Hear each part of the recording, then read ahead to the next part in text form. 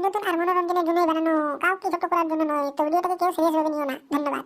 Is made just for fun and everyone will take it as entertainment, don't take it seriously. কেমন আছো সবাই? আশা করি সবাই ভালো আছো। আমি বিক্রম আর তোমরা দেখছো রোস্ট বক্স চ্যানেল।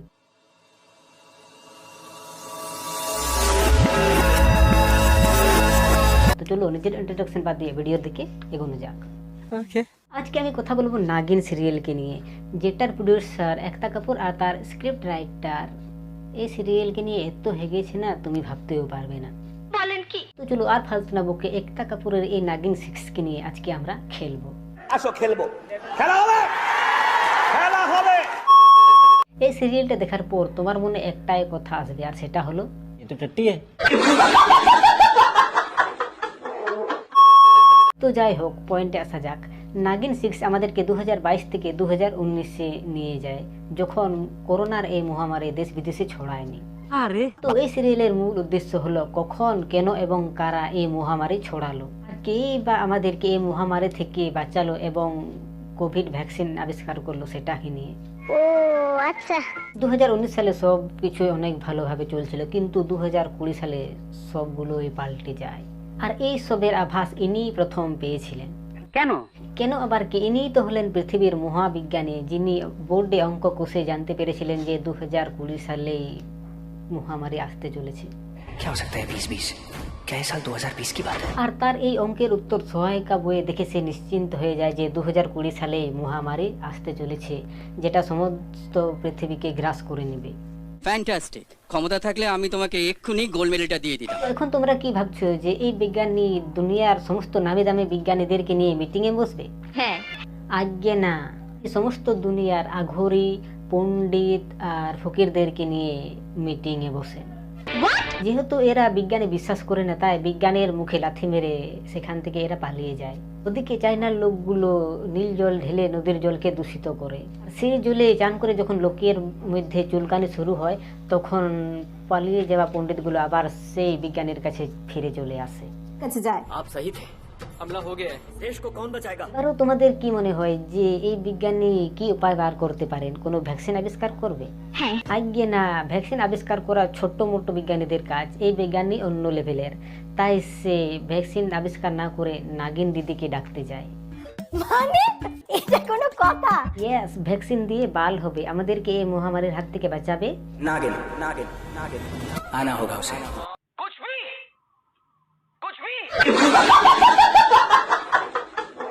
যেমন বলা তেমন কাজ।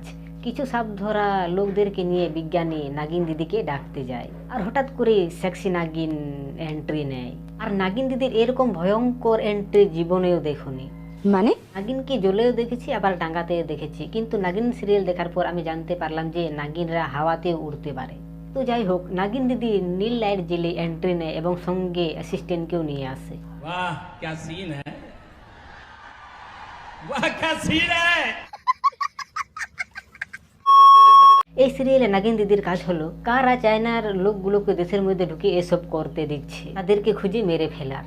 ও আচ্ছা। তাই নাগিন দিদি সেই ঘরে ঢোকার জন্য একটা ছেলেকে বিয়ে করে নেয়, আর সেই ছেলে হচ্ছে এটা। ও এই ছেলেটার সাথে তোমাদেরকে পরিচয় করিয়ে দিই। ইনি হলেন সিরিয়ালের নায়ক, যিনি একজন আর্মি, আর ইনাকে প্রথম এপিসোডে সমস্ত কাজ করিয়ে দেওয়া হয়। একই সাথে দেশের পতাকাও বাঁচাচ্ছে আর এই ছেলেটাকেও বাঁচাচ্ছে। সেটা না হয় ভালো কথা, কিন্তু বাকি এপিসোডে একে ঘরের কুটকাচালের মধ্যে দেখা গেছে।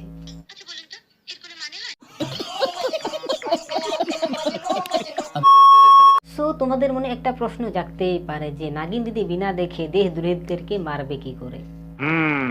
ডোন্ট ওয়ারি, সেটার ব্যবস্থা আমাদের বিজ্ঞানী দাদা করে নিয়েছে। বলেন কি? ইনি একটা পেন্টিং এঁকেছেন, আর সেই পেন্টিং দিয়ে একটা সাপ গোড়াগড়ি দিলে একটা ক্লু বের হবে, আর সেই ক্লু দিয়ে এরা জানতে পারবে যে আসলে দেশদ্রোহীটা হচ্ছে কি। সত্যিই আপনি মহান। যেমন পেন্টিং এর ওপর একটা সাপ গোড়াগড়ি দিতে সেখানে একটা পুটকুনি বের হয়, আর সেই পুটকুনি দেখে এরা জানতে পারে যে যে ব্যক্তির হাতে এই পুটকুনি থাকবে সেই হবে দেশদ্রোহী। कोई सेंस है इस बात की? हमें बहुत लग रही है এটাও কি কোনো মানে? পুটকুনি তো অন্য জায়গাতেও হতে পারে, শুধু হাতেই কেন? বুঝতে পারলাম, যাতে নাগিন দিদির খোঁজা সহজ হয়ে যায়, তার জন্যই এমনটা করেছে। এদিকে চায়নাদের নীল জলে কোনো কাজ হচ্ছে না দেখে চায়নার লোকরা চায়না নাগিনকে ইন্ডিয়াতে পাঠায় এবং চায়না নাগিন এবং ইন্ডিয়ার নাগিনের মধ্যে কামড়া কামড়ি লেগে যায়। আর চায়নার নাগিন ভারতের নাগিন দিদিকে পেছন থেকে ছুরি গুঁজে মেরে ফেলে। আর নাগিন দিদিকে বাঁচার একমাত্র উপায় হলো চায়নার নাগিনকে মারলে নাগিন দিদি বেঁচে উঠবে। সত্যি 100% সত্যি। তাই নাগিন দিদির অ্যাসিস্ট্যান্ট সালাকাকে খুঁজতে বেরোয় এবং তাকে নিয়ে চায়নার নাগিনকে মেরে ফেলে। ও হে, এই সালাকা হচ্ছে নাগিন ফোরে বৃন্দার বোন। কিন্তু ভাবার কথা এটাই যে সালাকা সেই সিজনে নাগিন ছিল না, কিন্তু নাগিন 6-এ হঠাৎ করে তাকে নাগিন করিয়ে দেওয়া হলো। কি আশ্চর্য কথা। এটা একটা কাপড়ের শো ভাই, এই শোতে সব কিছুই হতে পারে। নাগিন দিদি হচ্ছে একজন শেষ নাগিন, তার জন্য তাকে একটা শেষ নাগের সাথে বিয়ে করতে হবে, তাই তো? তাই হঠাৎ করে শোতে নাগ বাবাজির এন্ট্রি হয়। এই নাগ বাবাজি হচ্ছে সেই ব্যক্তি যিনি নাগিন দিদির পেছনে ঘুরে বেড়াতো, আর তাকে হঠাৎ করে নাগ বাবাজি বানিয়ে দেওয়া হয়। নাগিন দিদির সাথে নাগ বাবাজির বিয়ে নাকি স্বয়ং মহাদেব লিখেছেন, তাই নাগিন দিদির ইচ্ছা না থাকা সত্ত্বেও নাগ বাবাজির সাথে বিয়ে শুরু হয়। নাগিন দিদি ভালোবাসে আর্মি দাদাকে, তাই সে কেঁদে কেঁদে পুরো মণ্ডপটাকে জ্বালাচ্ছে। তারপর নাগ বাবাজি নাগিন দিদির ভালোবাসাকে পবিত্র বলে তাকে প্রথম বরের কাছে পাঠিয়ে দেয় আর বলে যে যা নাগিন জিলে আপনি জিন্দগি।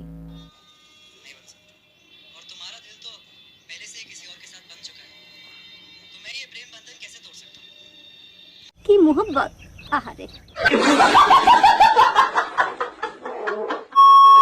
আর এই নাগিন দিদির বদলা নেওয়ার টেকনিকটাই খুব আলাদা। আগের সিজনগুলোতে নাগিন এক ছবি বলে ছবি করে দিত, কিন্তু এই সিজনে নাগিন দিদির বদলাটা অন্য ধরনের। নাগিন দিদি লোকের মধ্যে বিষ মিশিয়ে মারবে, তবুও সে ছবল মারবে না। লোকগুলোকে লেজের সাহায্যে টেনে হিচড়ে মারবে, তবুও সে ছবল মারবে না। লোকগুলোকে জীবিত অবস্থায় কবর দেবে, তবুও নাগিন দিদি ছবল মারবে না। আরে দিদি, এমন করলে হবে না, তুমি একজন নাগিন, তুমিও প্রমাণ করো। 20 মাল শুধু বর্ধমানে নেই, তোমার ফোনাতেও আছে। কথাটা ঠিকই বলেছেন।